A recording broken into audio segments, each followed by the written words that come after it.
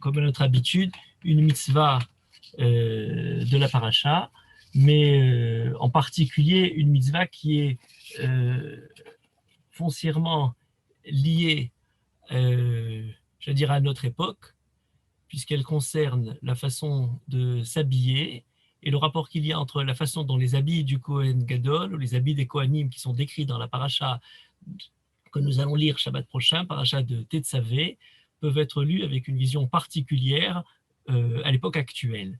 Et je le dis tout de suite parce que j'imagine que vous allez tous y penser tout au long. Bien entendu, lorsqu'on se trouve à l'approche de Purim, il y a quelque chose qui est devenu de façon presque essentielle à Purim pour beaucoup, c'est le problème du déguisement.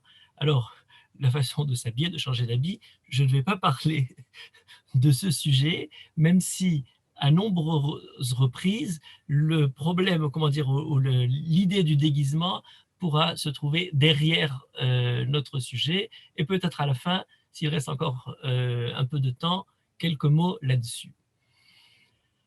Alors pour commencer, la paracha des Begadim, des habits du Kohen Gadol, la mitzvah des Begadim, puisqu'il s'agit d'une mitzvah, il y a quelque chose déjà de très important qui est lié à la fois pour cette mitzvah-là, des habits du Kohen, comme pour la mitzvah que nous avons lu Shabbat dernier, dans le parashat Teruma, des objets du Kohen Gadol. En quoi consiste la mitzvah?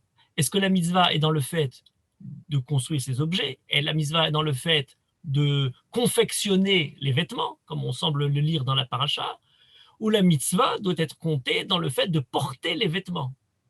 Ou est-ce que la mitzvah est simplement le fait de faire le service du Beth Amikdash, le service des korbanot, ayant des vêtements, comme étant une nécessité pour les vêtements? Est-ce que ce sont des mitzvot qui anticipent la mitzvah essentielle, qui est le fait de faire la avoda du Beth Amikdash, la avoda des korbanot, ou ce sont des mitzvot indépendantes, une mitzvah en soi, une mitzvah première du fait de faire des vêtements, et ensuite on a la nécessité, puisque les vêtements ont été confectionnés, de les porter par les Kohanim, etc.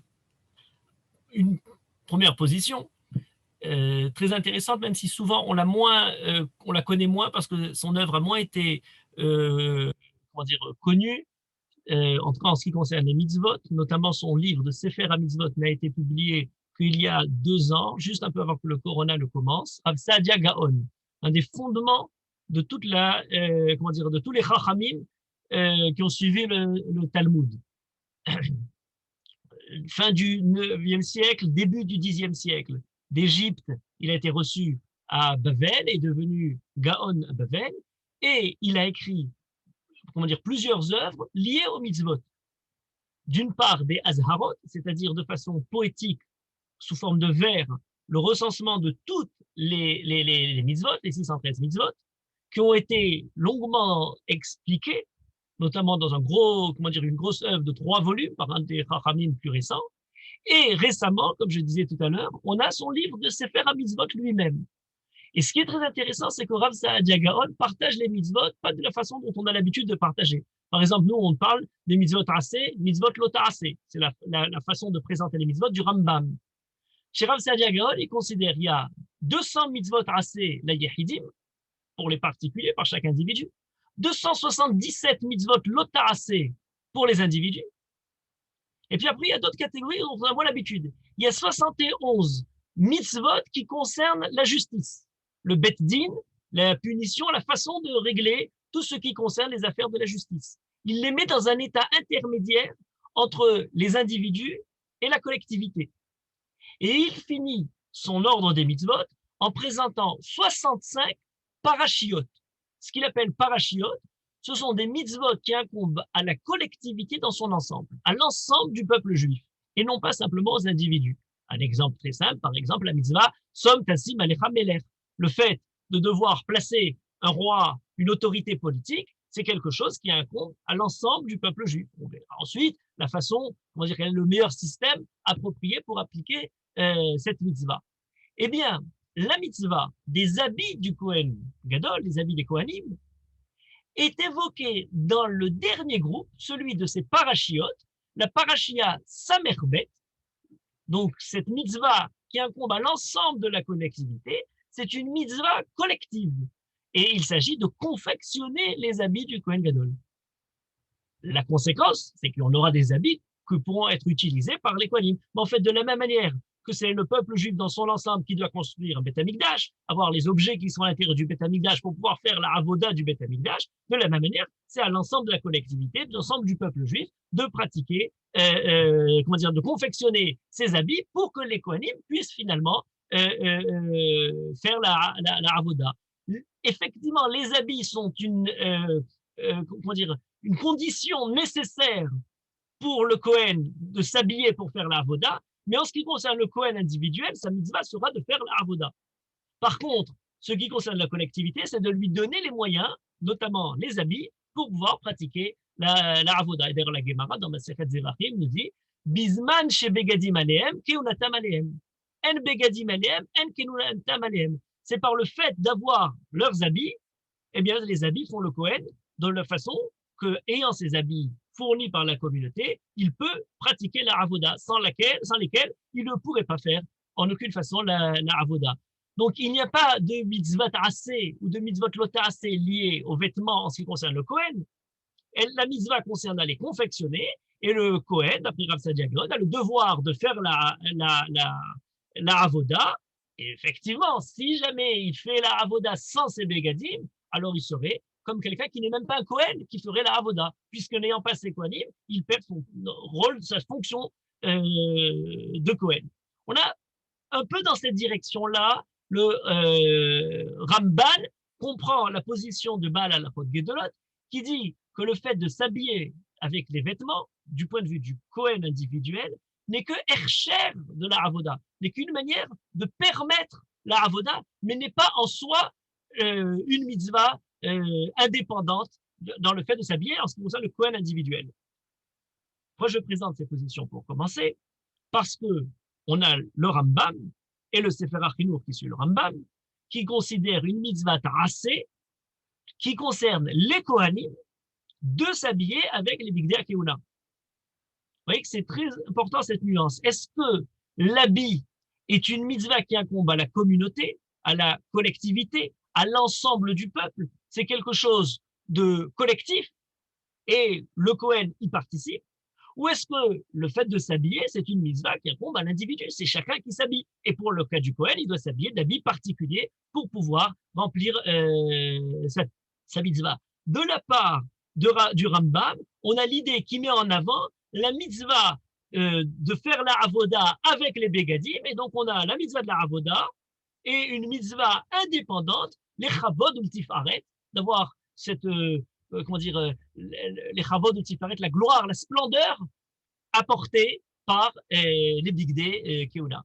Voilà une première note pour approcher le sujet, le vêtement comme quelque chose d'individuel qui concerne la personne ou le vêtement qui concerne le côté public. Oui, le vêtement est la jonction entre l'individu et la façon dont il est perçu par le public. Donc, il peut être perçu du point de vue de celui qui s'habille, le Kohen, et il peut être perçu de la part du point de vue de celui ou qui l'habille ou qui le regarde habillé, et donc c'est le peuple. Et d'ailleurs, dans la raison de cette mitzvah des Kohanim, qui était expliquée par tous les commentaires à propos de ce qui est écrit, les chavod ou tifaret, cette gloire et cette splendeur, on a différents niveaux d'explication. Par exemple, le Ramban, Nachmani, dans son premier commentaire, nous dit les chavod ou tifaret, c'est pour mettre en avant la gloire et la splendeur du Kohen, de l'individu. Pour quelle raison? Eh bien, parce que le fait de s'habiller de ses vêtements, c'est ce qui lui donne justement, comme on le disait tout à l'heure, la fonction,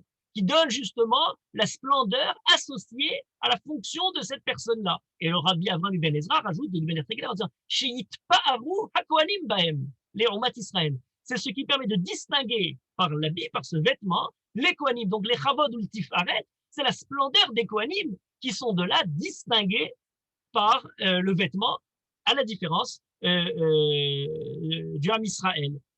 Et d'ailleurs, même l'explication du Rav Saadia Gaon de tout à l'heure, qui disait qu'il s'agit d'une mitzvah de la communauté, bien l'idée c'est que c'est une mitzvah de la communauté de confectionner des vêtements qui permettront de distinguer les Kohanim de l'ensemble du peuple. Donc on a toujours ce premier élément-là, c'est l'élément d'une personne élevée par le vêtement qu'elle a.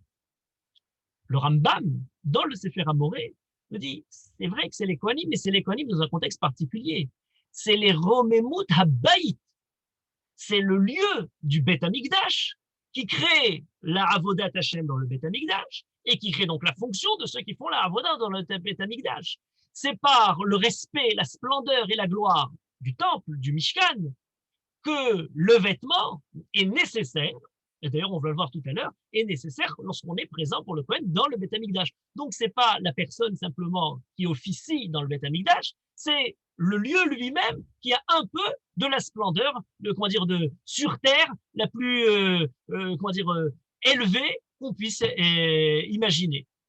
Et c'est la même proposition qui est ramenée toujours par le Sefer Achinour dans son deuxième explication. Il dit c'est kavod la bayit vela avoda. Par le fait d'avoir ces vêtements particuliers, on a le Beth Amikdash et ceux qui font la avoda dans le Beth Amikdash qui en sont distingués de l'ensemble des travaux, de l'ensemble des lieux qui n'ont pas ce vêtement particulier.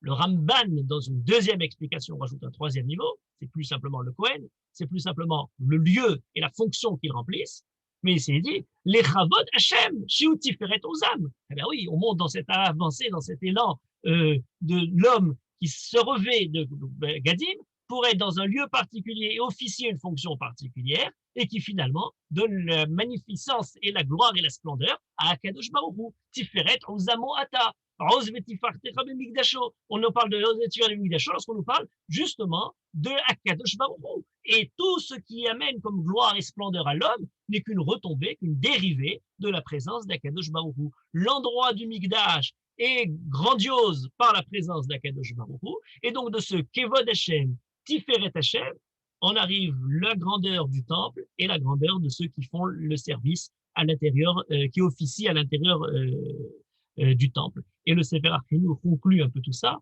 en disant, ben oui, le vêtement, c'est la mitzvah de l'homme qui est influencé par ses actions, par sa manière de réfléchir et par ses vêtements. Vous voyez, l'habit et l'habitat ont une même racine commune. Alors, de l'habitat, de la maison à l'habit qui est vêtu par le Kohen, on a, de façon, comment dire, générale, une retombée, l'habit influence le Kohen. En français, on pourrait dire l'investiture du Kohen Gadol, eh bien, c'est ce qui lui fait porter le vêtement, qui lui fait porter la veste. Effectivement, investir quelqu'un, c'est lui donner la fonction qui va finalement porter à travers cette fonction. Et d'ailleurs, ça va tellement loin, et c'est le Sefer qui nous remet le doigt là-dessus, en disant, d'après la tradition, on a l'influence de l'habit sur la personne qui le porte, elle ne fait pas le Kohen, elle influence dans les différents niveaux de moralité sur lesquels il y a à réfléchir à propos du Kohen. Et chaque habit correspond à la kapara sur un certain sujet. On a l'ensemble des habits qui sont détaillés dans le Talmud pour nous dire qu'ils correspondent à des valeurs morales. Voilà quelque chose de fondamental en ce qui concerne les habits. Je vais revenir dans un instant dans quelques détails de ces fonctions. Donc voilà, l'habit comme quelque chose de collectif, ou comme une mitzvah du Kohen simplement. L'habit comme quelque chose qui concerne la splendeur personnelle du Kohen, ou qui est en fait les retombées d'une splendeur absolue d'Akadosh Baruch. J'aimerais approfondir ces notions à travers, dans l'ensemble des habits et des mitzvot qui sont liés aux vêtements du Kohen Gadol, une mitzvah particulière qui peut-être éclaire l'ensemble des mitzvot, de l'habit et des vêtements du Kohen. À propos du méril, de la robe du Kohen, il est écrit Veaya pirosho betocho, safa lefiv saviv, loïkaré. On nous finit le passage en disant loïkaré. On doit faire une sorte de bord, d'ourlet dans l'ouverture de ce vêtement. Safa lefiv saviv, on doit faire une sorte d'ourlet pour que justement ce vêtement, loïkaréa, il ne se déchire pas. Il y a une interdiction, et c'est une mitzvah particulière, de déchirer le méril, et par suite à ce méril-là, les Chachamim élargissent ça à l'ensemble des Bégadim, il est interdit de déchirer les vêtements du Kohen. Alors, en quoi ça consiste de manière pratique? Il y a des injonctions qui concernent la façon de confectionner le vêtement et d'autres qui concernent la façon de porter le vêtement. Certains commentateurs, le Rashbam par exemple, le Rizkouni, nous dit il le faut, quand on confectionne ce vêtement du Kohen, ne pas faire d'abord, comment dire, le vêtement et ensuite ouvrir l'ouverture pour la tête. Il faut tisser le vêtement de façon à ce que l'ouverture soit déjà confectionnée à la base, avec comment dire, toute la bordure qui se trouve autour du cou, dans la façon de faire le vêtement, et non pas faire comme une sorte de vêtement terminé, et qui ensuite on ouvrirait simplement l'ouverture de la tête. Pas loin de cette idée-là, le Sforno nous dit, c'est pour nous dire qu'on ne doit pas ouvrir le vêtement du Kohen Gadol comme une chemise, mais plutôt comme un poncho. C'est comme une sorte de glima qu'on porte dans son ensemble, et à ce moment-là, la tête, comment dire, sortirait. Il faut faire attention à ne pas justement ouvrir le vêtement à la fin. C'est une façon de confectionner le vêtement. Mais d'autres Chachamim expliquent cette mitzvah différemment. D'après le Masechet Yoma, Rashi, Rav Saadia Gaon nous disent la raison pour laquelle on fait ce rebord autour de l'encolure du cou du vêtement, c'est pour ne pas que lorsque le Kohen Gadol mette son vêtement, eh bien qu'il en vienne à déchirer le vêtement. Et ça devient très intéressant. Le Sefer HaChinuch nous dit pour ne pas que la rite est à Beged. Et c'était évidemment quelque chose de problématique, quelque chose qui va diminuer la dignité de ce vêtement. Le fait de la shritoto, c'est derrière kavod, on retombe dans les kavod ou le tifaret. La raison pour laquelle ce vêtement est là, et on ne doit pas, par le fait de le déchirer, arriver comment dire, à l'abîmer d'une certaine manière. Tout ce qui concernerait la ashrata n'a pas lieu dans le Beth Amikdash. Certains vont plus loin et disent il y aurait dans l'empressement à rentrer la tête dans l'habit quelque chose qui pourrait être dangereux. Il ne faut pas de précipitation là-dessus. On a tout un tas d'injonctions pour ne pas être précipité sans modération, sans façon, sans retenue dans l'approche du sanctuaire, dans l'approche du Beth Amikdash, dans l'approche du Har Sinaï. On a tous en tête est-ce qu'il y aurait peut-être dans l'élan trop rapide, immesuré du Kohen à vêtir ce méril, un moment dans lequel il en viendrait à déchirer? Il faut beaucoup plus de pondération dans la façon d'avoir relation avec la Kedusha, avec la Kadosh Baruch Hu. Et d'ailleurs, je disais tout à l'heure que les vêtements ont chacun une raison morale. Effectivement, en ce qui concerne par exemple le Me'il, Mechaper al-Lashon Hara. Et on nous dit Safa les fives et Saviv, eh bien Safa les fives, c'est pour apprendre justement à ne pas, dans le rapport qu'on a avec sa parole, de façon inconsidérée, de façon précipitée, de façon irréfléchie, se mettre à parler trop rapidement pour dire n'importe quoi. Voilà l'idée de déchirer le vêtement, pas simplement dans le vêtement physique, mais d'une certaine manière, on pourrait déchirer sa parole par le fait de l'employer de manière trop rapide et entacher de cette façon la valeur morale du Kohen. Et bien entendu, toutes ces explications-là sont des explications par lesquelles on aborde, on commence à progresser dans la réflexion sur le vêtement. Mais, et je disais, est-ce que les habits du Kohen Gadol suivent la mode actuelle? On pourrait dire suivent d'abord la mode tout simplement. Parce que si on doit réfléchir sur les vêtements, sur la mode, sur la façon de porter les vêtements, il y a de longues réflexions qui sont données par les Chachamim dans la halakha liées justement aux vêtements du Kohen Gadol. Du rapport entre l'homme et le vêtement qu'il porte, le rapport dans la façon dont le vêtement est visible par ceux qui le voient, par la façon dans laquelle le vêtement change en fonction du rôle que le Kohen accomplit dans le Beth Amikdash. Le Kohen Gadol, on sait qu'il a tantôt les habits du Kohen Gadol, tantôt les habits du Kohen Hédiot. Est-ce qu'il a les habits blancs des jours de Kippour? À quels sont les différents moments de la façon dont la Avoda se poursuit? On a dans Masechet Devarim quelque chose de très intéressant qui nous dit comment ces habits peuvent-ils être, je dirais pas démodés, peut-être dépareillés, peut-être pas exactement avec toute la splendeur qu'on imaginerait a priori dans la mitzvah qu'on lit dans la Torah. Dans Masechet Devarim, Daf Yudchet, on a une baraita qui dit la chose suivante. Tano Rabbanan, Hayu Merushalim, Mesulakim, Meshuchakim, Ve'avad Avodato, Keshera. On nous parle maintenant d'un Kohen qui s'habille, mais un peu débraillé, un peu avec des vêtements qui ne sont pas véritablement à sa taille. Puisqu'on nous dit Hayu Merushalim, c'est quoi Merushalim? Merushal, hein, un petit peu débraillé, c'est un Kohen qui a des vêtements qui sont un peu trop longs pour lui. Il est arrivé, on lui a donné des vêtements, alors ce sont comme des uniformes, mais l'uniforme n'est pas à sa taille, il traîne. Or, il est écrit ou midobad, mido, mida. Il faut que l'habit soit à sa bonne mesure.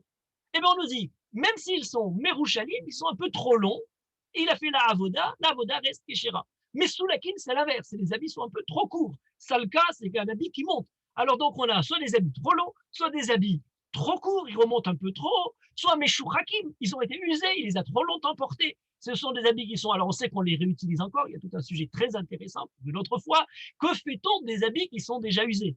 C'est la source de la lumière de la mitzvah de Beth Hasheva. Le fait de récupérer même les chutes, même ce qui resterait des vêtements qu'on n'aurait plus d'utilité, on les utilise pour porter le feu de la joie, de la simcha qui termine toutes les fêtes de Tishri.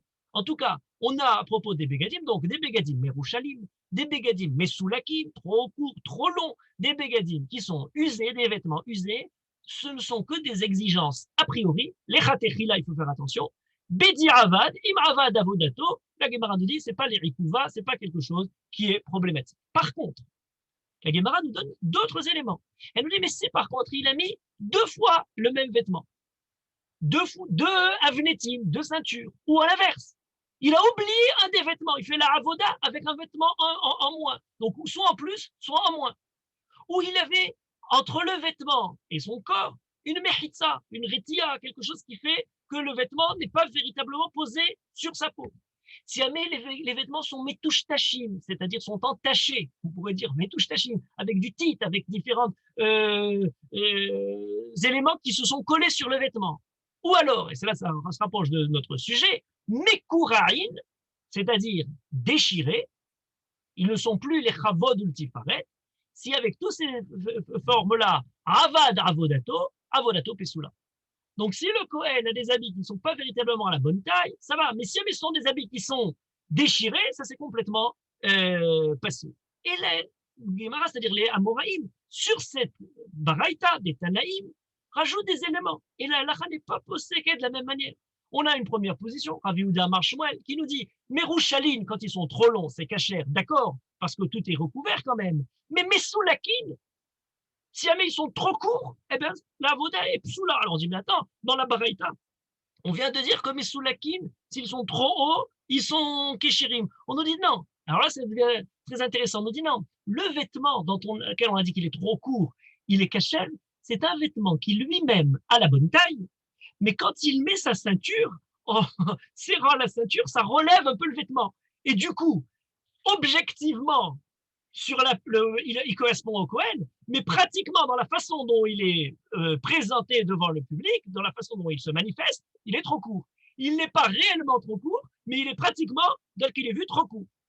Et on a Rav qui surenchérit sur cette position de Shemuel en disant pas simplement à propos de Mesoulakim, qui serait relevé par la ceinture. Des fois, on peut avoir des vêtements, comment dire, qui sont trop courts. On dit, attends, baisse un peu ton pantalon. C'est le rôle d'une bonne mère juive pour essayer de faire attention à ce qu'on soit bien à la bonne mesure, pas débraillé, etc. Mais de l'autre côté, Rav nous dit, mais même s'ils sont merouchalim, trop longs, cette fois-ci, il faut les relever, ils sont aussi psulim d'après lui. Alors on dit, oui, mais aussi, il a été écrit merouchalim, keshirim. On dit, oui, non, ce qui avait été permis lorsqu'on avait dit quelque chose qui est trop long, c'est s'il était trop long, mais qu'ensuite, grâce à la ceinture, on l'avait relevé. Voilà 2 positions très étonnantes. Shemuel et Rav qui débattent sur un sujet fondamental du vêtement. Est-ce que le vêtement est jugé d'après la façon dont il apparaît aux yeux des gens? Et on peut effectivement, même pour un vêtement trop long, le rendre à la bonne hauteur en l'adaptant, en lui mettant une ceinture, en le relevant, en lui faisant porter des bretelles. Je dirais ça aujourd'hui, il n'y avait pas de bretelles de cette façon-là, les bretelles du Kohen sont dans un autre vêtement. Ou alors, non, il faut que le vêtement soit à la fois en ce qui concerne le Kohen et à la fois en ce qui concerne la façon dont il est vu, exactement en adéquation l'un avec l'autre. Est-ce que le vêtement est quelque chose d'objectif ou quelque chose de subjectif? Est-ce que c'est le vêtement lui-même qui définit le Kohen ou c'est le regard qui est porté sur ce vêtement? On peut jouer sur le regard dans un vêtement qui n'est pas à la bonne taille. On peut porter un vêtement qui est à la bonne taille et le porter mal où le regard, lui, ne sera pas exact. Et ça va d'ailleurs tellement loin, ce rapport entre le côté public et le côté privé, entre la mitzvah, donc je reprends la mitzvah du départ, est-ce qu'elle concerne la communauté, le peuple juif, ou elle concerne le Kohen au moment de s'habiller? Est-ce que c'est le kavod individuel du Kohen ou c'est le kavod de l'ensemble du lieu qu'il représente à Kadosh Baruch Hu et quelque chose de, comment dire, d'infini qui passe à travers ce vêtement-là? Est-ce que c'est l'interdiction de déchirer dans l'empressement du Kohen, dans son état personnel subjectif, ou c'est le devoir de la communauté de créer un vêtement qui ne soit pas déchiré? Est-ce que c'est le vêtement tel qu'il est visible par les gens, ou est-ce qu'il est le vêtement tel qu'il est porté par le Kohen? Eh bien, on pourrait rajouter encore un élément dans ce rapport, je dirais, entre le côté privé et le côté public, collectif, c'est le temps, le moment où le vêtement doit être porté. Est-ce que les Kohanim peuvent porter les bigdei kehuna dans un autre temps, chez lo besharat ha'avoda, pas au moment où ils font la avoda? On a dit, les chavod ou le tifaret, c'est le fait de porter le vêtement au moment où ils sont en train de faire le service du Beth Amikdash. Mais si maintenant ils ne sont pas au milieu de la avoda du Beth Amikdash, est-ce qu'il peut quand même porter? Dans Masechet Yoma, on a une sugia là-dessus, et on nous dit, bigdei kehuna nitanin lehanot shelo beshat avoda. Et pour quelle raison? On dit, mais c'est très simple. Si jamais le Kohen, comment on peut, la Gemara dit, ils ne sont pas donnés les malachés à charret. Ça veut dire quoi, ils ne sont pas donnés les malachés à charret? Ça veut dire, il ne peut pas le Kohen faire la avoda, et dès qu'il a fini de faire cette avoda, immédiatement enlever son vêtement. Il y a un temps nécessaire dans le passage entre l'action personnelle, entre la vie personnelle, entre la conduite du personnel et le moment public, du rôle, de la fonction qu'ils sont en train de remplir. On ne peut pas, dans la jonction de l'un à l'autre, exiger du Kohen qu'il immédiatement, après avoir fini sa fonction et son rôle, qu'il enlève son vêtement. Et donc, nous dit la Gemara, Moutar, Liot lavu shelo beshat avoda, il y a quand même une condition, bebet amigdash, velo bamedina, tant qu'il est encore dans le bet amigdash. Alors voilà encore entre la jonction entre le côté public et le côté privé. C'est un vêtement qui remplit une fonction, c'est un vêtement qu'il investit d'un rôle très particulier dans le travail d'Akadosh Baruch Hu, mais il peut continuer à le porter au-delà de son rôle, tant qu'il est encore dans le lieu public, dans le Beth Amikdash. Et d'ailleurs, les Tosafot disent, c'est sûr, alors il y a un débat là-dessus, c'est simplement Bessof Aravoda. Il a fini son travail, il est obligé maintenant, on ne lui demande pas d'enlever ses vêtements tout de suite. Alors que le Rambam dit, c'est les Chatechila. Les Chatechila, il a le droit, tant qu'il est au Beth Amikdash, de porter les vêtements chez l'Obesharat Avoda. Voilà une question très intéressante. Le vêtement évolue en fonction des périodes, en fonction du temps. Il y a des moments dans lesquels il remplit une fonction, il y a des moments où il ne remplit plus cette fonction. Est-ce qu'il peut continuer à l'avoir? Quelle est la particularité du vêtement? C'est le fait de s'en revêtir au moment où il fait la avoda au Beth Amikdash, mais c'est aussi le fait de l'enlever. Quand l'enlever? Est-ce que le vêtement est fait les hanot? Est-ce qu'il y a une hana'a du vêtement lui-même? Mais est-ce qu'on ne pourrait pas penser que peut-être au contraire, la avoda du Beth Amikdash n'est pas simplement faite pour être cloîtrée dans le Beth Amikdash, elle est faite pour rejaillir sur le monde du Choulin. Donc peut-être il y a quelque chose qui pourrait continuer à déborder du Beth Amikdash au-delà du temps particulier de la avoda. En tout cas, ces questions-là sont les questions soulevées à travers ces positions à la fois de la Gemara et à la fois de Tosafot et de Rambam à propos de cette question, est-ce que c'est simplement Siyum la avoda ou c'est d'une manière générale, il ne s'agit pas d'une ana'a tant que c'est dans le Beth Amikdash, même si c'est une autre heure, un autre moment que celui de la avoda. Je crois que pour rassembler ces différents thèmes, si bien en ce qui concerne le fait de porter le vêtement à différents moments, de se dévêtir ou de se vêtir, à la fois sur le fait de déchirer ou non les vêtements, il faut essayer d'aborder, de proposer un contexte très intéressant du vêtement qui est particulier, je dirais, entre la nature et l'action de l'homme. On sait que le débat pour savoir est-ce qu'Akadosh Baruch Hu a créé le vêtement ou c'est l'homme qui parfait la création par le fait de créer des vêtements, c'est le débat entre Rabbi Akiva et Tournos Rufus, où il lui dit, mais finalement, Akadosh Baruch Hu fait le lin, mais c'est pas le vêtement ne pousse pas de manière naturelle dans la nature, c'est l'homme qui complète la création par le fait justement de confectionner ces vêtements, est un sujet très intéressant. Pourquoi? Il y a, par les données de la nature, quelque chose qui peut progresser et peut se transformer en remplissant une certaine fonction de manière lente. Les biologistes évolutionnistes nous disent qu'il y a des fonctions des organes qui ont été développés pour répondre à une certaine nécessité. La pince, le bec, les différents éléments, le vêtement, la fourrure. Alors que l'homme, dans sa pratique, qu'elle soit la civilisation ou la technologie, permet d'aller plus rapidement un peu que la nature. On va créer l'outil qui va nous donner une fonction qui va pouvoir ne pas attendre les millions d'années d'évolution dont nous parlent les biologistes. L'organe créé par l'homme a une autre qualité. C'est pas simplement qu'il peut aller plus vite pour pouvoir remplir la fonction nécessaire et qui n'a pas été créé de façon naturelle avec l'homme, avec l'animal, avec la nature, c'est qu'il est aussi amovible. Le fait d'avoir un outil, c'est quelque chose dont on peut disposer quand on en a besoin, mais on peut ôter au besoin. On peut le reprendre suivant la nécessité, alors que le bec ou la pince de l'oiseau est fixe. Je prends l'exemple du vêtement très simplement. Il y a le chaud et le froid. L'ours est paré avec sa fourrure pour pouvoir survivre dans les zones froides où il se trouve. Oui, mais cette fourrure de l'ours le gêne un petit peu. Il ne va pas pouvoir courir sous les tropiques à cause de la surchauffe. C'est-à-dire que le vêtement donné par la nature est quelque chose qui permet de remplir une fonction, mais qui se manifeste de manière définitive. Pourquoi le vêtement? Eh bien, c'est que pour l'homme, toutes les raisons d'être du vêtement sont justement quelque chose qui peut être amovible, qui peut être changeant. Le climat, la pudeur, cacher ses faiblesses, la laideur, les soucis de propreté, l'apparence. On peut chercher mille et une causes et raisons d'être du vêtement, et ce serait un sujet infini. Et on pourrait chaque année, et on le fait chaque année quand on réapproche ses parachutes de Tetzavé, réfléchir sur le vêtement sous un autre aspect, à chaque fois différent. Mais il y a un équivalent à toutes ces causes, à toutes ces raisons d'être. C'est le côté amovible. On s'habille pour pouvoir se déshabiller rapidement et se rhabiller aussi rapidement. Alors certains ont vu la neige tomber et sont partis chercher leurs habits qu'ils avaient peut-être gardés d'autres latitudes plus fraîches et ils se sont parés de ces... Oui, mais il fallait très vite, suivant les rapidités du climat qui change dans notre région, se déshabiller et enlever ses bottes pour mettre des petites chaussures et ses gros vêtements, etc. Il y a changement de saison, il y a changement de pays, il y a changement de climat, il y a changement du jour et de la nuit. L'homme aspire à la polyvalence, à la variation, à la diversité. Et cette diversité requiert quelque chose d'amovible.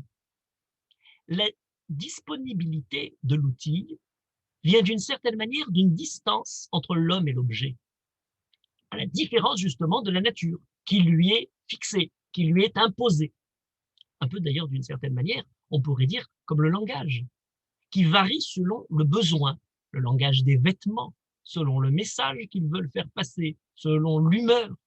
Il y a variation dans tout ce qui manifeste la volonté de l'homme de s'adapter aux variations plus qu'aux choses, au temps plus qu'à l'espace. Et le vêtement, qui a priori est une manière de meubler un espace, de couvrir l'espace du corps, est finalement peut-être plus une définition du temps et de la période et de l'état d'esprit particulier à un moment que simplement l'espace qui recouvre, le devenir de l'homme, les fluctuations.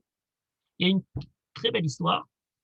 Tout le monde connaît le portrait de Dorian Gray, où la perversité du personnage ne se manifeste pas sur la personne elle-même, même s'il le fait tout un tas d'horreurs tout au long de sa vie, mais sur un tableau qui prend tous les affres du mal qui le pratique. Et l'homme voit sur la peinture la manifestation, le reflet de toutes les différentes perversions qu'il applique tout au long de sa vie, jusqu'au moment où il ne peut plus supporter de se voir dans ce tableau, il déchire le tableau et tout le mal lui retombe dessus, il devient dans un instant totalement débordé, détruit par la conduite qu'il a eue tout au long de sa vie. Or, à la même période où Oscar Wilde écrivait Dorian Gray, il y avait un juif anglais qui écrivait une autre histoire qui est peut-être l'inverse, l'anti-Dorian Gray. Il s'appelait Max Beerbohm et qui a écrit un livre qui s'appelle L'hypocrite heureux. C'est l'histoire inverse. C'est l'histoire de quelqu'un qui est aussi quelqu'un de profondément dépravé et qui se met et qui se tombe amoureux d'une jeune danseuse très pure et qui celle-ci lui dit, refuse toute la France en lui disant je ne me marierai qu'à quelqu'un qui est la pureté de l'ange. Or, malheureusement, c'est quelqu'un qui, par toute sa conduite, est, comment dire, a le visage de la méchanceté, de la perversité. Mais comme il tient à cette femme, il va chez son ami et lui demande de lui faire un masque. Vous voyez que déjà, on touche un petit peu le déguisement. Il lui demande de faire un masque et que le masque est la tête de l'ange. Et son ami lui fait un masque, effectivement, il a la tête de l'ange, il devient totalement pur, il arrive à séduire cette jeune fille, et des années après, il vit très heureux avec elle, jusqu'à ce qu'une ancienne connaissance lui demande « Mais montre-moi, je veux te revoir le visage que tu avais avant ». Et donc, à la fin de l'histoire, elle demande, après maintes requêtes, il accepte, et il enlève son masque pour montrer le visage qu'il avait lorsqu'il était encore avec tous les traits de la perversité, et stupéfaction, eh bien, son visage intérieur est devenu le visage de l'ange. Pour avoir joué le rôle, par ce masque-là, de ce qu'il aspirait à devenir, eh bien, le masque est devenu finalement le masque de lui-même. C'est pour ça que j'appelle ça l'anti-Dorian Gray, si vous voulez. Voilà, l'habit et le masque, est-ce qu'il se manifeste par le moment où il est présent, où on s'habille, ou est-ce qu'il se manifeste au moment où on l'ôte, au moment où on l'enlève? Que dire de celui qui a besoin d'un jour dans l'année de masquer sa personne, ou alors il doit vivre toute l'année là, dans une période où on dit attendez, masquez-vous pour protéger un peu votre environnement. Il a beaucoup à réfléchir sur ce rapport justement entre ce qui est montré et ce qui est révélé. J'en prends un particulier, c'est le côté du temps et justement de la fluctuation du rapport vis-à-vis de ce vêtement. Voilà, les habits du Kohen Gadol sont des habits qui sont liés à un lieu particulier, qui doivent s'enlever à l'extérieur, mais il y a un moment de flottement. Il a fini la avoda, il continue à porter les vêtements. Oui, mais ça ne suffit pas pour parler justement de ces différentes fluctuations.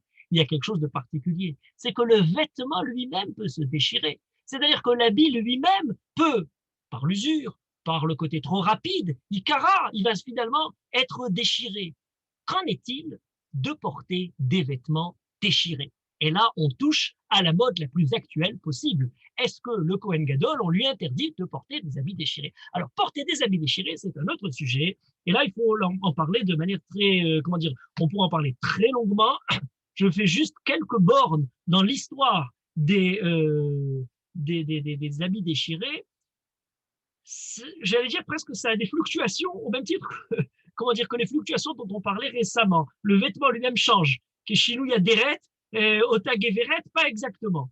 On parle d'une mode qui a été une mode particulière à partir du XVIe siècle et par la suite, des crevés, des chiquetades ou mouchetures. C'était cette époque-là où les habits des nobles étaient faits pas simplement d'une étoffe entière, mais on avait justement des crevés, c'est-à-dire des ouvertures dans le vêtement qui permettaient de voir la doublure, qui permettaient de voir le pourpoint, qui permettaient de voir ce qui se trouve ensemble. On voyait la chemise, on voyait d'autres couleurs, si vous voulez avoir une imagination, pour ceux qui ont encore des oignons d'Égypte qui leur restent en souvenir, eh bien, il y a les Suisses du Vatican qui ont encore ces habits-là, où il y a des bandes, différentes bandes, etc., habillés différemment. Ce n'était pas simplement comment dire, une fantaisie, c'était une donnée de la mode. D'ailleurs, on l'attribue à un moment particulier, la bataille de Grandson, dans les fameuses batailles de Bourgogne et en Suisse, justement, à la fin du XVe siècle, où les vainqueurs auraient rapiécé leurs vêtements troués avec les précieux tissus qu'ils avaient arrachés aux cadavres ennemis sur le champ de bataille. Et donc, les taillades figuraient d'une certaine manière la blessure de celui qui a combattu, mais qui finalement est revenu du combat et qui fonde sa légitimité sociale, la légitimité de la noblesse, sur le fait d'armes, qui porte en lui à la fois son vêtement déchiré et à la fois, d'une certaine manière, le trophée de celui qu'il a abattu. Mais en parallèle, deux tendances se développent sur le fait de déchirer les vêtements. Et on n'est pas encore à l'époque actuelle. On a d'une part les combattants qui reviennent de la guerre, qui reviennent les vagabondes et qui sont pauvres, avec des habits déchirés, qui imitent parfois les pauvres ou les pillent pour survivre. Lorsque les valeurs féodales s'estompent, la pauvreté apparaît sous la forme du fait d'armes qui se manifeste par ces crevés par ces mouchetures, par ces différentes taillades du vêtement. Mais en parallèle, la mode, à travers ces crevés, qui officialise cet événement, permet de mettre en valeur la qualité des tissus, la qualité de la chemise, plus fine, plus blanche, qui est signe de richesse, qui, par les différentes bandes de vêtements tailladés, s'écarte et laisse voir une parure encore plus magnificente, chatoyante. La mode adopte ces crevés, à mode ces déchirures pour manifester la richesse. Alors, est-ce une blessure qui manifeste la blessure de la pauvreté, du combattant qui revient et qui a encore les habits en loques, ou est-ce qu'au contraire, c'est une blessure volontaire faite par les exigences de la mode? Je ne vous fais pas toute l'histoire du vêtement, il y a de longues œuvres qui ont été consacrées à l'histoire du costume, mais je passe plus rapidement à l'époque actuelle, qui a commencé dans les années 70 avec la mode punk. La mode punk, 70, 75, rébellion institutionnalisée, inculture revendiquée, pardon, vandalisme gratuit, oui, inculture revendiquée, vandalisme gratuit. Alors, on rejette les anciens codes, on rejette la façon de se vêtir, y compris ceux des hippies des années 60, on est dépassé tout ça, et on déchire justement les jeans et les t-shirts des hippies pour manifester la rébellion, du chaos à la culture. On transforme une mode qui est fondée sur le mauvais goût, qui était le mauvais goût du goût de l'esthétique bourgeoise. Alors, je ne sais pas si tout le monde a bon goût, mais certains ont le mauvais goût très sûr, parce que la façon de présenter ces habits crée une industrie, et on la connaît aujourd'hui, de la mode, qui est basée sur des vêtements déjà usés, déjà déchirés. Ce qui était autrefois la blessure symbolique par ces crevés du vêtement des combattants ou des nobles renforce la légitimité sociale du groupe au moment où les valeurs féodales étaient en train de s'estomper. Aujourd'hui, est considéré comme une... C'est-à-dire, les déchirures essaient de manifester dans un moment où la légitimité sociale s'est estompée, malgré tout l'attachement à ces valeurs-là, eh bien aujourd'hui, la déchirure est la façon de manifester la transgression des codes sociaux. Les peintres essayent de montrer leur transgression des codes de la bienséance bourgeoise afin de manifester leur refus des valeurs morales d'un monde en crise, d'un monde qui, pour eux, la pauvreté est de plus en plus visible, les exclus de plus en plus nombreux. La blessure n'est plus celle du champ de bataille, la blessure n'est plus artificielle par la façon de créer une mode autour de ça, mais c'est une blessure sociale et il se pose en posthume victimaire. Or, ce qui est très intéressant dans notre époque, c'est la façon dont trop souvent l'anticonformisme devient le plus grand conformisme. La façon dont laquelle la rébellion systématique et obligatoire de tout devient d'un ennui noir. Les plus grands anticonformistes ne nous révèlent plus aucune transgression. Ça devient au contraire la mode. Ça devient au contraire la façon de se plier aux conventions. Et oui, les conventions, ceux qui se rebellent aux jeux de convention, ceux qui disent ah mais non, il ne faut pas véritablement tout accepter. D'ailleurs, ça va à tel point qu'il y a eu un scandale dans les années 2000 dans la collection de Dior où ils ont fait un défilé des mannequins clochards. Alors la haute couture s'est emparée des vêtements déchirés en faisant un défilé et ça fait, alors bien sûr comme ça, est-ce que finalement c'était transgresser le tabou de la pauvreté? Comment la pauvreté vécue chez les chrétiens comme une vertu, comme une humilité? Est-ce qu'on peut faire un show justement de ces vêtements déchirés? Ou alors, est-ce que c'est de la part de la haute couture, le manière de refouler une conscience coupable, une conscience qui justement n'a pas véritablement su assumer la façon de gérer cet anticonformisme, ce mécontentement, ces transgressions latentes, et finalement les avance dans ce show de défilé de mode. Et de manière très surprenante, et ça, alors là, je dis c'est le plus grand conformisme actuellement, parce que ce qui était pauvreté et richesse avec les vêtements déchirés, aujourd'hui, pour se payer le même vêtement, mais avec quelques entailles dessus, il faut payer plus cher. Il faut avoir de l'argent pour pouvoir détruire vos vêtements. C'est quand même un paradoxe assez surprenant. Cette histoire-là de la transgression à travers le vêtement, quand on nous dit alors je vais tout de suite arriver, bien entendu, on va pas, comment dire, rester à mi-chemin, c'est-à-dire en s'occupant simplement de comment dire, à observer le monde qui nous environne, mais essayer de réfléchir de façon juive là-dessus, mais c'est quand même très intéressant. Vous voyez toute l'histoire de ces crevés, de cette façon de présenter ces chiquetades. On a d'une part le soldat qui essaie de se raccrocher malgré tout, malgré les déchirures, malgré, comment dire, le combat à différentes valeurs féodales, sociales.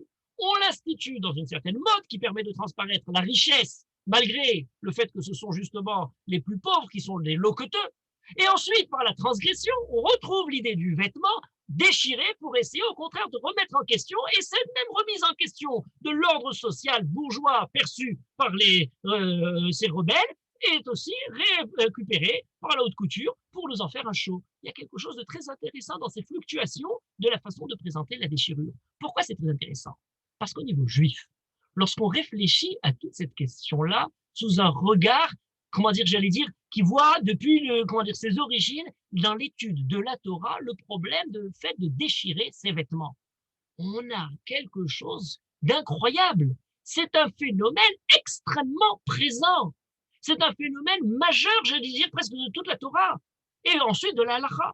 Et je vous le dis rapidement, parce qu'on pourrait aussi s'attarder très longuement sur l'histoire du vêtement déchiré, pas simplement dans la mitzvah du Kohen, ça fait l'oïkaréa pour le Méril, et pour, à travers lui, à travers les autres Big Day Akeuna, mais on en a plein.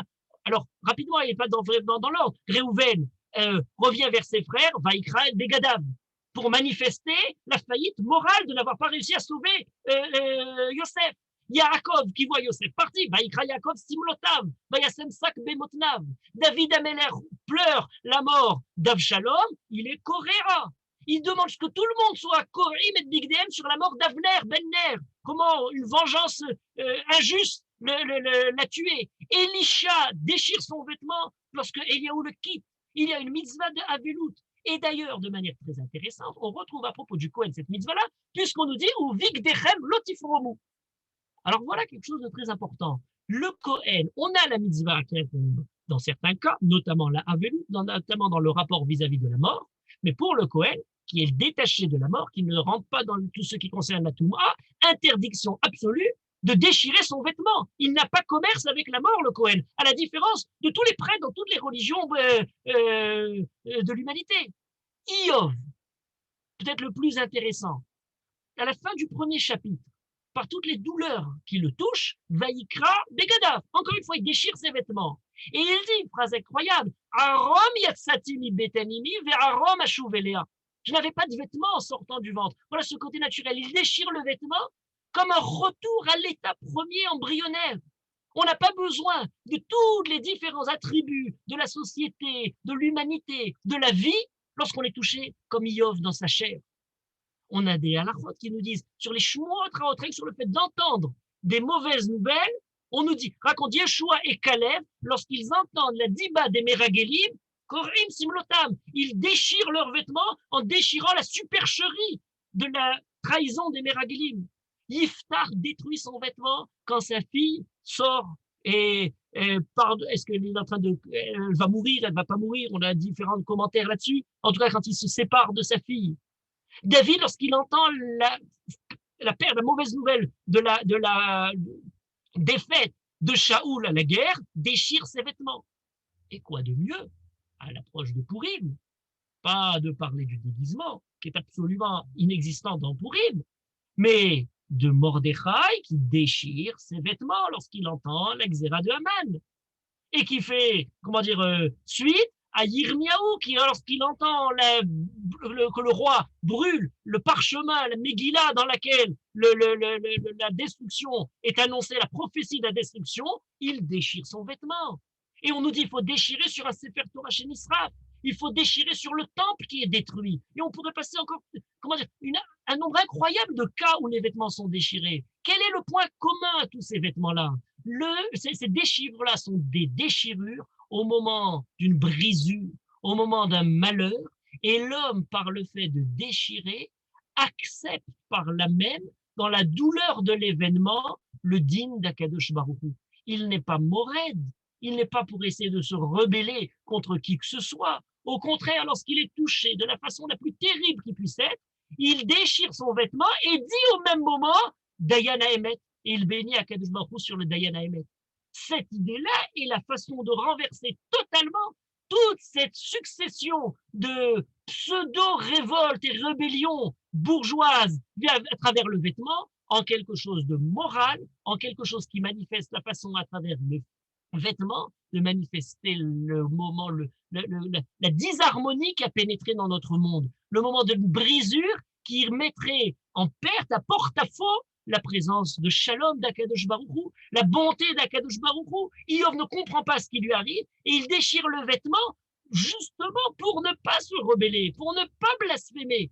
Alors il pose des questions, on pourra lui reprocher, mais de façon essentielle, c'est le moment dans lequel il y a quelque chose de trop, une fracture entre l'espoir d'une vie qui continuerait, pour Yaakov par exemple, d'un fils qui va porter en lui à travers ses rêves une certaine, comment dire, vision à vivre Shamar et Tadavar, et qui finalement, ça lui explose, il n'est plus là. Si l'enfant n'est plus là, déchirer le vêtement, c'est déchirer ce moment d'incertitude dans lequel on se trouve au moment où il est présent avec quelque chose qui semblerait aller à porte-à-faux avec ce qu'il croit, justement pour ne pas se rebeller. Ce n'est pas la marque de la rébellion, c'est la marque de l'acceptation de la conduite d'Akadosh Baruch Hu dans notre monde. C'est la marque de la Emouna. C'est un devoir qui est un devoir pas du tout petit bourgeois ou de rebelle, c'est au contraire un devoir qui est la manifestation d'une certaine supériorité morale sur l'événement qui nous touche.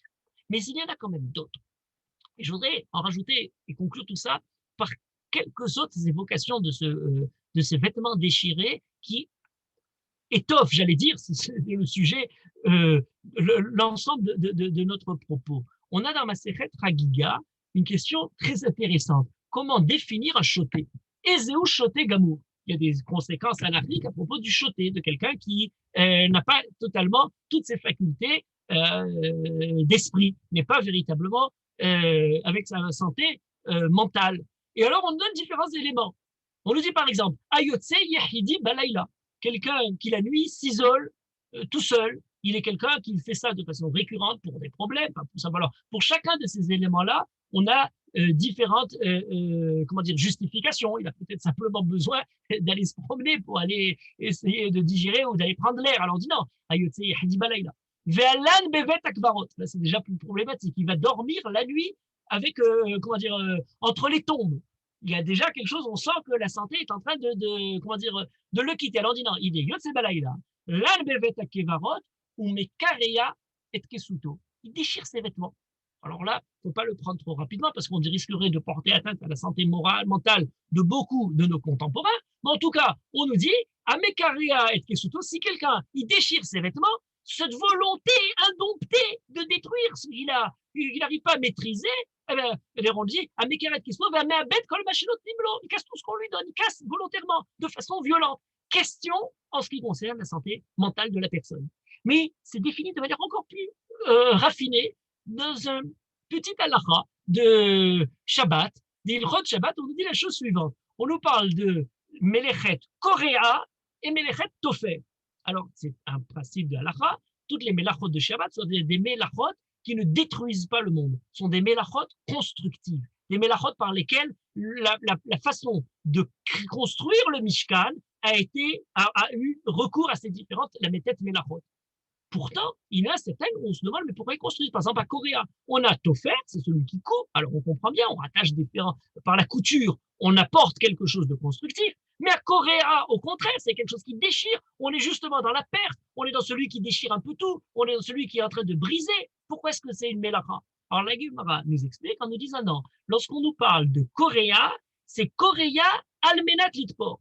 Pour pouvoir recoudre, il ne faut pas d'abord bien mettre de façon comment dire, ordonnée, égale, symétrique les différents pans du vêtement. Et parfois, on a eu besoin pour rattacher par la couture deux tentures pour le Beth Amikdash, pour le Mishkan, d'égaliser en coupant. Donc, ce n'est pas n'importe quel Coréa. C'est Coréa de façon, j'allais dire, constructive, dans une préparation par Melechet Coréa pour la couture.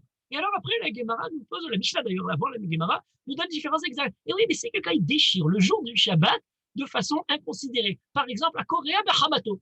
Quelqu'un qui est en colère, il se met à déchirer ses vêtements. Très intéressant. On a l'idée là de rébellion qui arrive. Il a la colère qui se manifeste. Il a le moment dans lequel, par sa colère, il déchire quelque chose. Est-ce qu'il serait enfreint la loi du Shabbat ou c'est une déchirure qui n'a pas de quoi que ce soit de constructif? À Korea Almet, comment définir le fait de déchirer pour un mort? Dans la mitzvah, c'est un devoir. Alors on nous dit, à Korea Berhamato Ve'almet Ve'kol Amekalkelim, c'est un kilkul, c'est quelque chose qui ne progresse pas, au contraire qui détruit, on n'est pas tout. C'est pas quelque chose qui est la définition même de la melacha de Shabbat. Et pourtant, la Gemara nous dit, attention, et le Rambam est posé comme ça en disant, attention, il s'agit de Korea Almet, pas quand il accomplit la mitzvah de Kéria. Si jamais il déchire son vêtement pour un mort dans lequel il a le devoir de déchirer son vêtement, eh bien à ce moment-là, par le fait de pratiquer la mitzvah, cette déchirure devient un tikkun.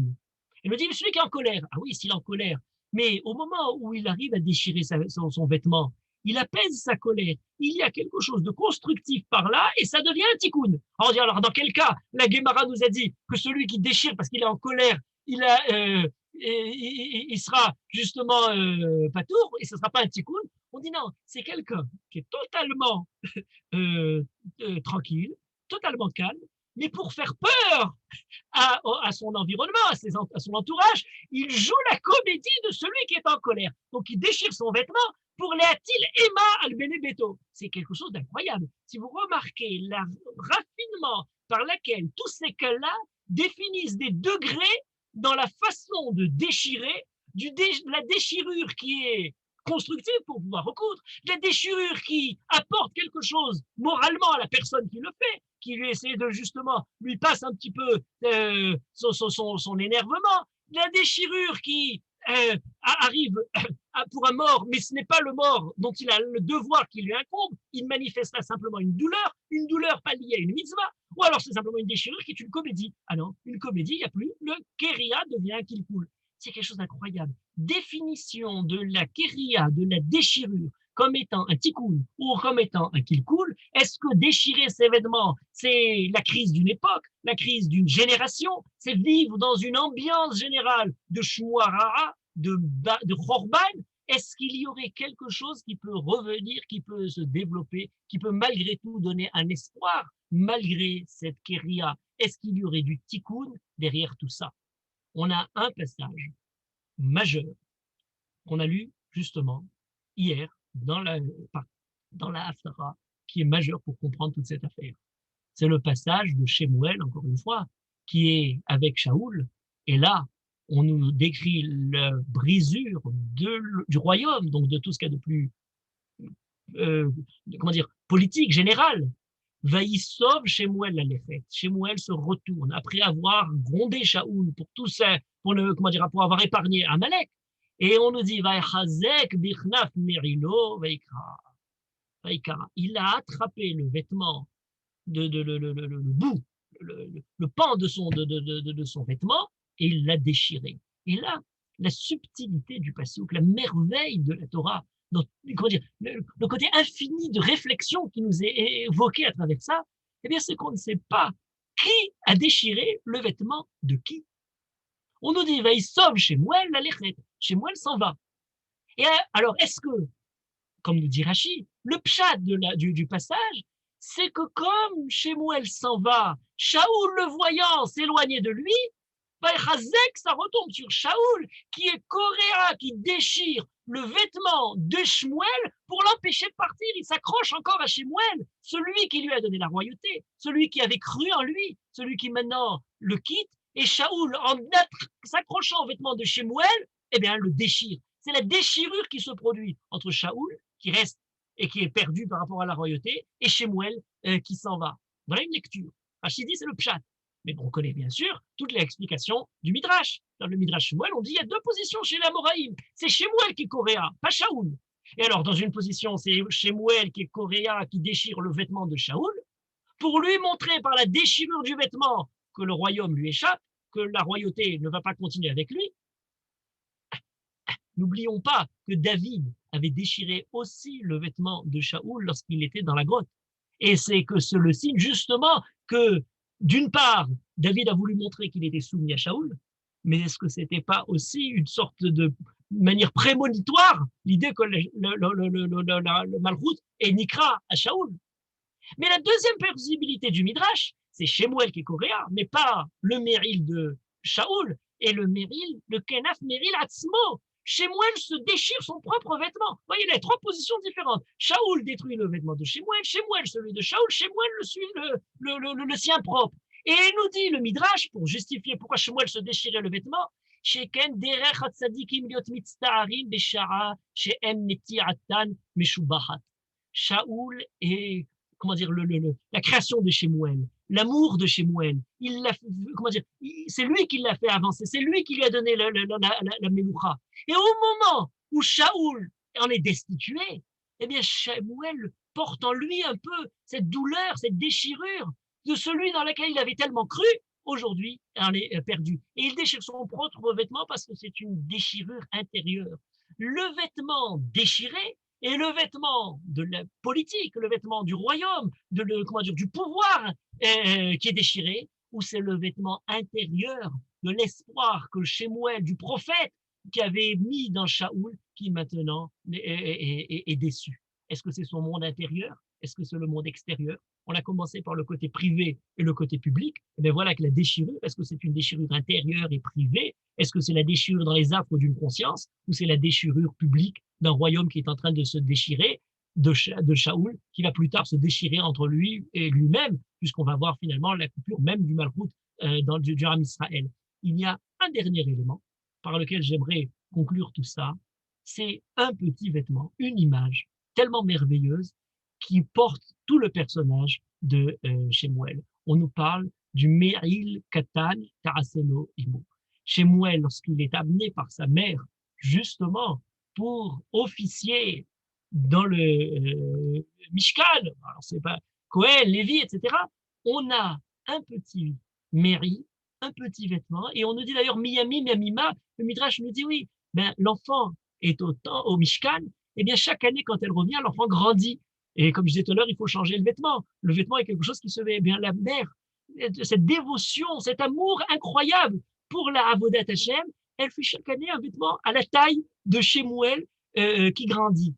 Et lorsque Shemuel fait le Avodah, Mesharet et Pene Hashem, Nahar, Chagour et Bad.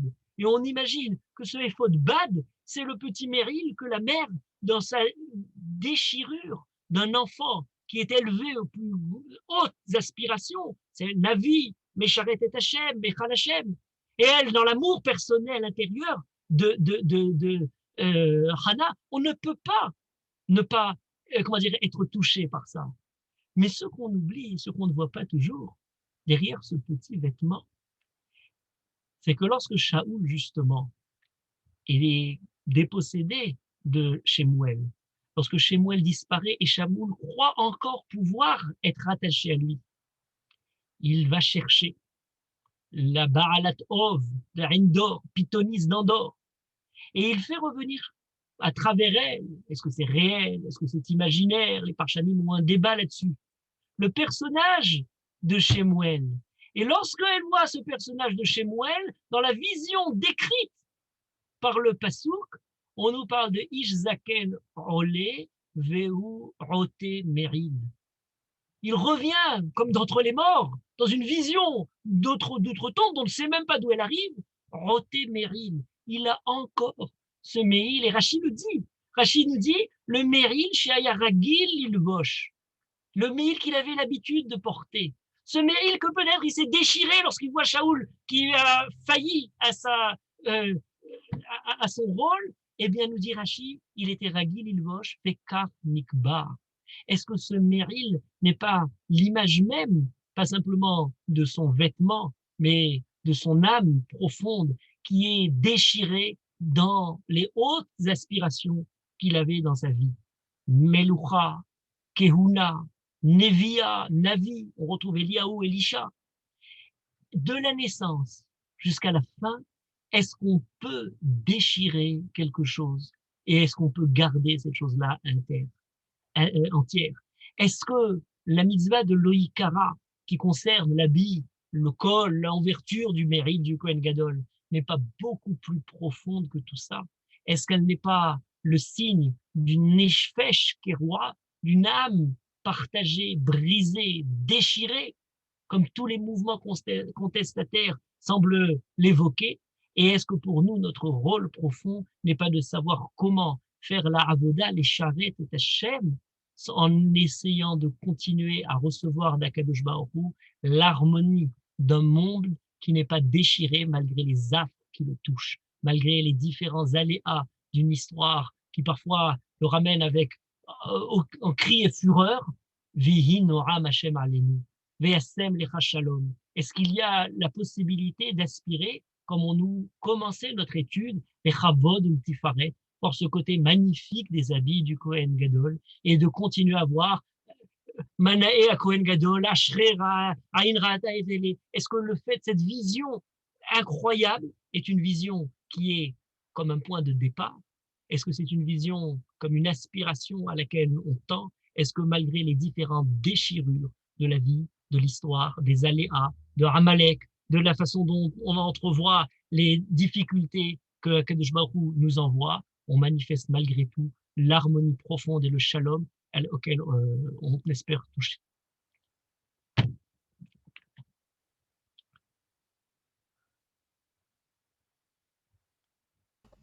Merci Rav Chouraki. Vous pouvez activer vos micros pour poser des questions, Rav.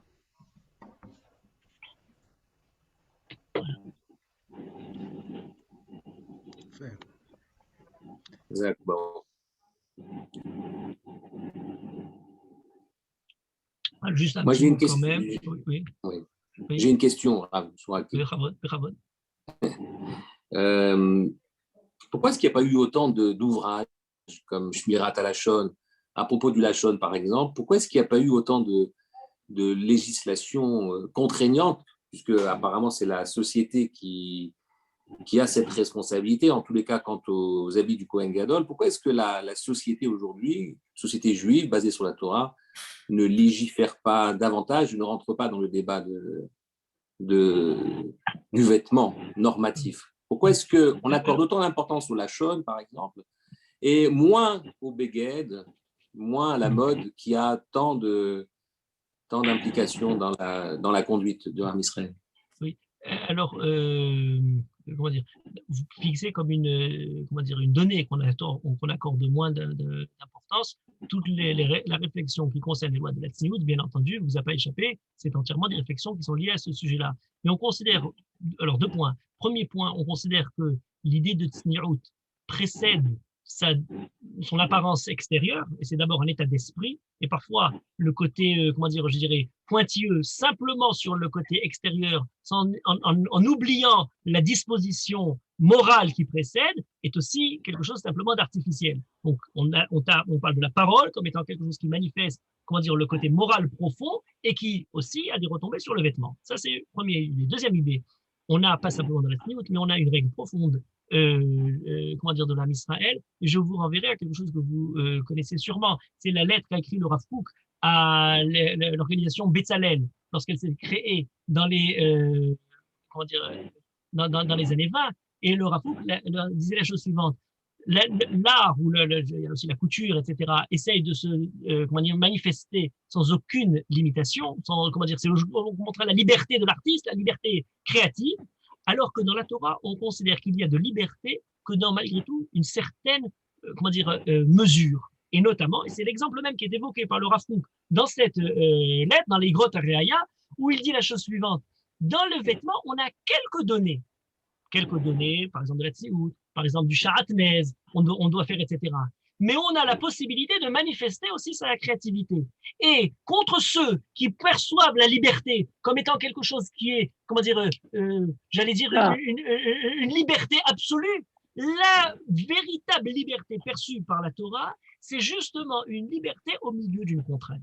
C'est le génie de la Torah, c'est le génie de la Mishnah, c'est le génie du Rambam, c'est le génie de tous ceux qui ont fixé des halachot, mais qui ont laissé malgré tout une manière de s'exprimer, pour nous donner la structure, comment dire, la liberté qui nous donnerait la structure d'une langue essentielle dans la nécessité, et non pas quelque chose de totalement libre. Donc il n'y a pas une liberté totale, pas non plus un uniforme, et d'ailleurs parfois on peut trouver comment dire, dommage que certains perçoivent le côté, la disposition d'esprit à la Avodat Hashem, pas simplement pour le Kohen, les Chavod ou le Tifaret, mais pour l'ensemble de ceux qui essaient de pratiquer une proximité à la Kadosh Baruch Hu sous la forme du costume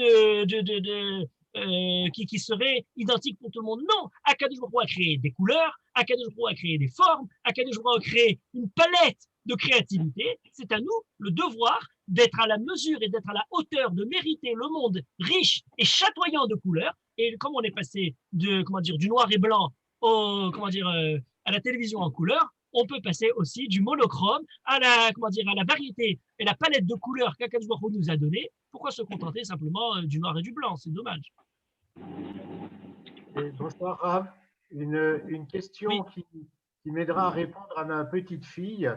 Elle demande comment, en gros, c'est comment étaient habillés les Juifs dans les temps bibliques.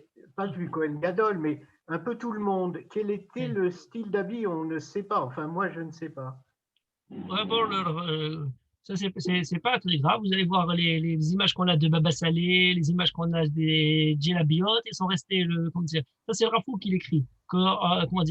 Chez les Juifs des pays, musulmans, etc., et bien plus ou moins, c'est ce genre d'habit. Maintenant, vous définir les modes particulières qu'il y a eu, à différentes époques là-dessus, on en a effectivement, et on a aussi des époques de mode. La preuve de ça, et ça c'est un sujet qui peut être très intéressant. J'ai à la maison, plusieurs livres, l'encyclopédie du costume, l'histoire des vêtements, où on nous raconte toute l'histoire chez les Goïms. Alors ils ont une page au milieu des vêtements des Juifs. Très intéressant, la question que vous posez.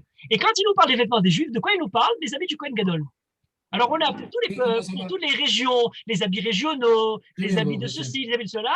Et pour les Juifs, c'est l'habit du Kohen Gadol. C'est vrai qu'on les a bien définis, mais les habits du Kohen Gadol, c'est les habits du Kohen, c'est pas les habits de l'ensemble du peuple, comme vous posez la question. Et si on rentre dans le détail, qui n'a pas été écrit dans les encyclopédies des costumes, eh bien, on se rend compte qu'il y a aussi beaucoup d'évolutions dans les pays suivant les modes environnants.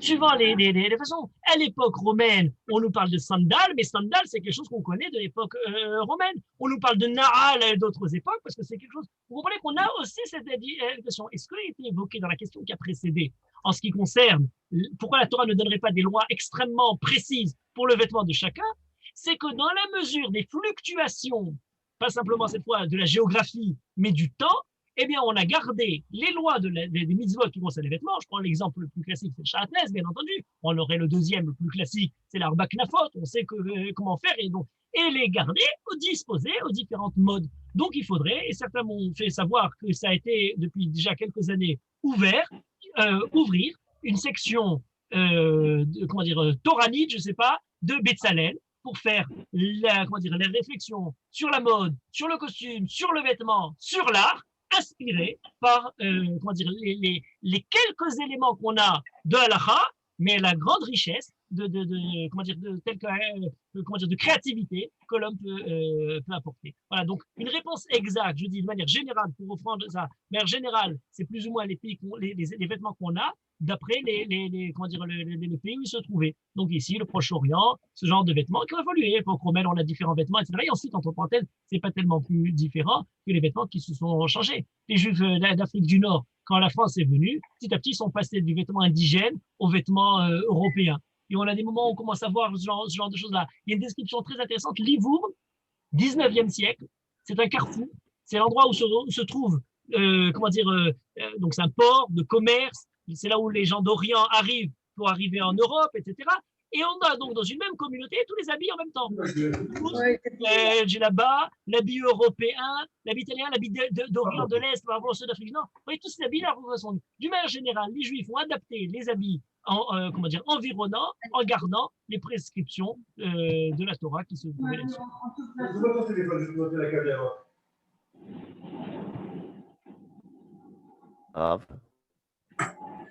Oui. Est-ce qu'on apprend l'interdit de à plus déchirer fort, d'Afka du Meïl et pas d'un pardon. autre habit du Kohen? Oui, alors, pourquoi le Pourquoi est-ce qu'on mail, apprend l'interdit de déchirer les habits du Kohen Gadol pourquoi on d'Afka l'apprend par le pourquoi on Meïl? l'apprend dans la souga que j'ai évoquée tout à l'heure, c'est là-bas qu'on fait le passage du mail à tout l'ensemble des habits. Et comme ça que le Rambam rapporte. Mais pourquoi c'est donné sur le mail? On aurait pu dire ça sur n'importe quel autre habit. Justement pour la raison, c'est ce qu'explique là-bas la Gemara, que le méril fait la kapara sur le lashon hara. Et ça, c'est très important. Pour quelle raison? Alors, là, je disais, le mal, voilà, comme l'ouverture du cou. On ouvre le cou, c'est pas comme la bouche du vêtement, le col, l'ouverture du vêtement. C'est pas de ce point de vue-là. C'est que de la même manière qu'à travers le vêtement, on recouvre quelque chose, l'idée du lévouche, l'oboche, etc.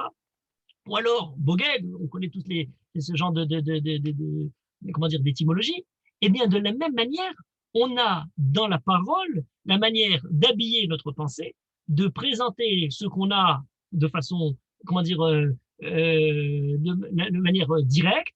On peut la trahir, on peut, par tsnirut, lui enlever sa boucha. Donc, la Torah nous donne le parallèle absolu entre la parole et le vêtement. Et est-ce que, d'une certaine manière, notre pensée s'habille dans notre parole, comme le corps s'habille dans son mérite. Donc en fait, c'est le même rapport de choses. Et donc on nous dira après, les maasim s'habillent, comment dire, dans les midot, sont les habits qui nous permettent de faire monter les mitzvot. Lorsqu'on a la ira et la hava, etc., sont les habits des mitzvot eux-mêmes. Donc cette idée-là pour le mérite est adaptée pour l'idée du lashon hara et du parallèle qu'il y a entre la parole et le vêtement.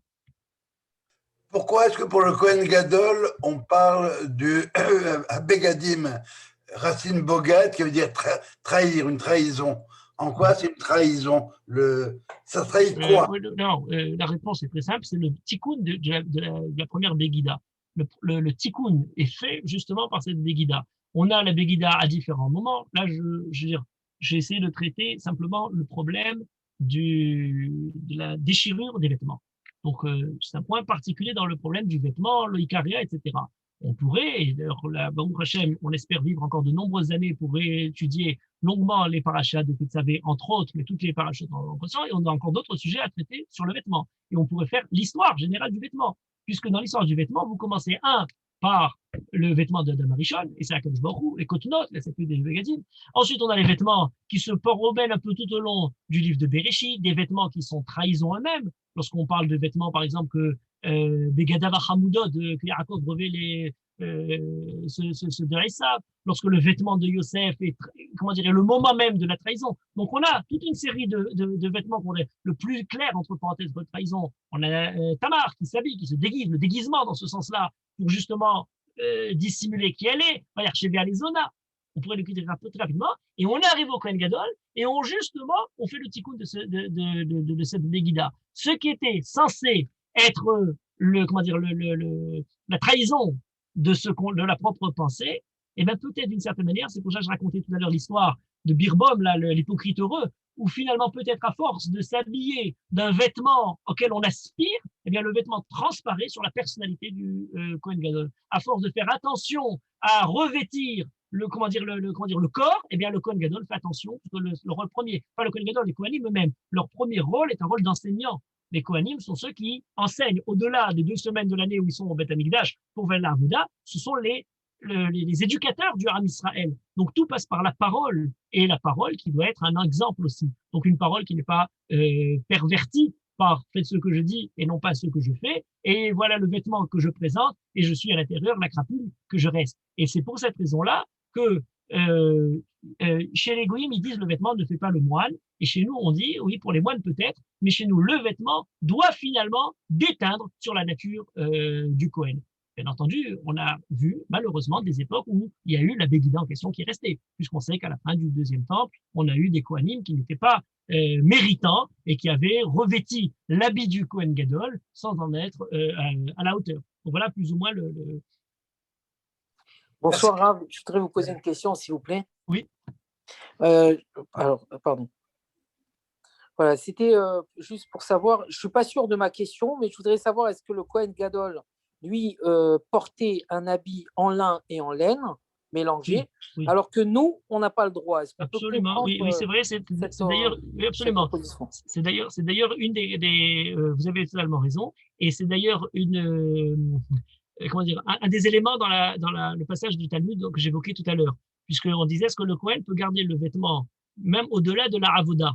Et donc l'une des questions c'est la suivante, ce qui était un instant avant, pendant qu'il fait la avoda, quelque chose de permis, le sharatnes, puisqu'il pouvait porter le lin et la laine en même temps, mais à l'instant d'après, si c'est des vêtements communs, si c'est des vêtements qui ne sont plus pour la avoda, est-ce qu'il a le droit encore de les garder? Il faudrait les enlever tout de suite, puisque à ce moment-là, ça devient quelque chose d'interdit. Et ça, c'est très intéressant. Je ne pourrais pas développer trop longtemps le sens de sharatnes, c'est un sujet, comment dire, à part entière, mais simplement pour vous dire qu'il y a parfois quelque chose qui est de nature voulue par Akadosh Baruch Hu, ce que le Sefer HaKuzari explique en disant, lorsque Akadosh Baruch Hu demande pour le temple d'avoir des kérouvim, des images taillées dans l'or, quelque chose qui semblerait de l'idolâtrie absolue, parce que c'est le ratzon d'Akadosh Baruch Hu, c'est ce qu'Akadosh Baruch Hu exige à l'intérieur du temple, et qui pour nous, au niveau extérieur du temple, est totalement profanatoire. Et c'est la Avodah-Zara, l'idolâtrie la plus absolue. Vous voyez que certaines valeurs changent d'aspect entre ce qui se produit à l'intérieur du temple et ce qui se produit à l'extérieur. Pourquoi et comment, ça demanderait un autre long développement qui demande le sens de chacune de ces mitzvot-là, comment elles changent de l'un à l'autre. Mais là, votre remarque est exacte. Merci beaucoup. Juste une petite précision, si c'est possible. Oui. Quand on visite Ir David, on voit une statue de David avec une tunique. Est-ce que c'était courant à l'époque ou est-ce que c'est juste comme ça? Mais oui, parce qu'on parlait tout à l'heure de Méril. On a le Méril du... Voilà, je veux dire une chose très importante sur ce sujet-là, et ça reprend un peu votre question d'ailleurs précédente. Même pour les habits du Kohen. Aujourd'hui, il y a beaucoup de livres qui font, par exemple, le Machal HaMikdash, des travaux très importants pour approcher la compréhension, la connaissance de comment sont faits les objets du Beth HaMikdash, les habits du Kohen Gadol, etc. Donc il y a des livres qui nous l'ont montré. Mais tout au long des siècles, les données décrites par la Torah ne sont pas suffisantes pour tailler jusqu'au bout les habits. C'est-à-dire que même pour les habits du Kohen, je ne parle pas des Juifs, où là vous me dites David Ameller, mais je parle de manière générale des habits du Kohen Gadol. Pourtant, sur certains aspects, une profusion de détails, des parachutes qui reprennent, etc., dans le détail le plus absolu. Et même malgré tous ces détails, je disais par exemple tout à l'heure qu'une des explications qui disait Loïc Carrera, c'est que ça ne doit pas être un vêtement, un méril qui est coupé en deux, comme on a nous, le méril qu'on revêt comme une veste, mais comme une sorte de poncho. C'est une opinion. Il y a des chachamim qui disaient, malgré tout, le poncho, c'est-à-dire que même d'après le texte lui-même, d'après les commentaires tout au long de l'histoire, il reste malgré tout suffisamment de liberté pour pouvoir adapter les nécessités du passouk, de la halakha, à différentes possibilités. Donc, moi, quand on parle du méril du Kohen, on parle du méril de la adérette, de différents vêtements, on s'imagine plus ou moins comment ils sont, mais on ne peut pas en avoir plus de détails que ça. Lorsqu'on parle de la Ketona de Yosef, et là, c'est très intéressant, c'est qu'après, on va au Talmud, à la Massorée de la Torah chez Béalpé, on va au Parshanim tout au long de l'histoire, et on voit la richesse de commentaires que les Chachamim ont pu développer sur une même base commune, puisque la Torah a été écrite, on l'a, je dirais, absolue, immuable, mais derrière tout ça, on a des fois des options qu'on n'imagine même pas, on les trouve. Donc ça, c'est pour ce qui est détaillé, comme les habits du Kohen. Kal vachomer, lorsqu'il s'agit juste du fait de nous, on parle justement de la tunique de David ou qui a été tirée, etc., le mot apparaît et rien de plus. Donc on a encore beaucoup de liberté pour la définition plus exacte. C'est un peu ça, si vous voulez, la position dans laquelle on se trouve quand on voudrait... mais c'est valable dans beaucoup d'autres domaines. C'est valable dans beaucoup de domaines. Aujourd'hui, on a, grâce à beaucoup de moyens extérieurs, scientifiques notamment, universitaires, la possibilité de connaître plus la réalité, réalia, ce qu'ils appellent, c'est-à-dire le côté matériel de tout le paysage du Tanakh. Mais malgré tout ça, il reste encore plein d'éléments qui nous échappent. J'en ai un exemple qui n'est pas loin de celui-ci. Et le problème de la musique, les instruments, on a les descriptions des instruments, ils apparaissent dans la Torah, ils apparaissent dans le Navi, ils apparaissent dans Tehillim, on en a beaucoup, on connaît les noms. Mais de savoir comment ils étaient faits chacun, ce n'était pas des instruments de musique classique. On nous parle du Kinor, il a fait un trajet. Oui, on a un problème, et je dirais que ce n'est pas véritablement un problème, c'est plus une rigueur qui est associée à une possibilité, une liberté créatrice. Et c'est pour cette raison-là qu'Akadosh Baruch Hu a dit, pour faire le Mishkan, à la fois pour les vêtements comme pour le Mishkan, Betzalel ben Uri ben Aher, ben Vanener. Donc on a besoin d'avoir quelqu'un qui est inspiré, Betzalel, qui est inspiré. C'est comme une sorte de roi HaKodesh qui arrive sur Betzalel. Et la Torah nous dit même sur certains points, plus que Moshe même. C'est-à-dire qu'il avait besoin de l'artiste inspiré pour pouvoir compléter les données d'Akadosh Baruch Hu. Et ce qui peut arriver parfois, c'est qu'à force de trop de dessins sur les objets du Mikdash, tous les différents livres qu'on a, etc., reconstitutions, qui sont très bien pour nous approcher dans un premier temps. Après, on est figé suivant ce qu'on a vu. Parce que l'image, le poids des mots, le choc des photos, on est tout de suite, figé sur l'image qu'on a vue. Oui, mais dans le dessin, mais dans le Machol Hamikdash, ils ont fait un grand tableau, c'était comme ça. Oui, c'est une possibilité. C'est une option de la façon dont le Mikdash, il faut toujours garder ça en tête. Et Bezrat Hashem, on espère Bekarov Beyamenu, voir le Mashiach qui nous amène la possibilité, le Ham Israël reconstruire le Beth Amikdash et revoir comment Akadosh Baruch Hu, à quel mode Akadosh Baruch Hu a prévu de nous habiller nos Kohen Gadol. Est-ce qu'il va faire venir, on a beaucoup de juifs qui un peu partout on fait marque de leur capacité dans le domaine de la haute couture. On a besoin, nous, de la très très haute couture, puisque c'est la couture du très haut et du très puissant d'Akadosh Baruch Hu qu'on espère Bekarov. Thank you. Pour